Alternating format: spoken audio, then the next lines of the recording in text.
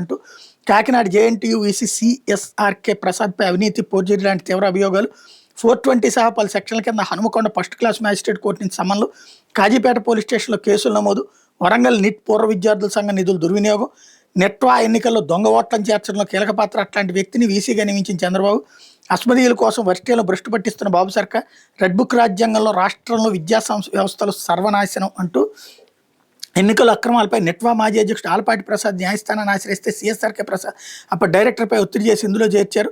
అనంతరం ఆ డైరెక్టర్ బదిలీ మీద వెళ్ళిపోగా సిఎస్ఆర్కే ప్రసాద్ న్యాయస్థానాన్ని మోసం చేసే కుట్రకు తెరదీశారు.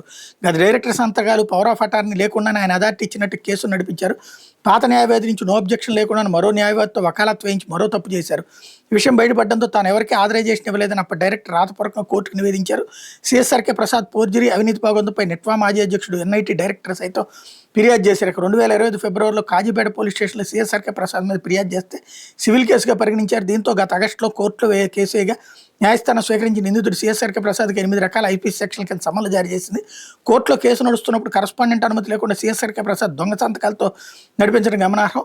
ఎన్ఐటీ పూర్వ విద్యార్థి నెట్వాలో సభ్యుడైనప్పటికీ అసోసియేషన్కి నష్టం చేకూర్చులు వ్యవహరించారు. ఆయన జేఎన్టీయూ కాకినాడ వీసీగా వచ్చినప్పటి నుంచి పాలనా వ్యవస్థ గందరగోళంలోకి నెట్టి అనర్హులకు పెద్దపీట వేయడం, అవినీతిని ప్రోత్సహిస్తున్నపై వర్సిటీలో పెద్ద ఎత్తున చర్చ జరుగుతుంది అన్నటువంటి వార్తని హైలైట్ చేశారు. లేకపోతే ఆంధ్రజ్యోతి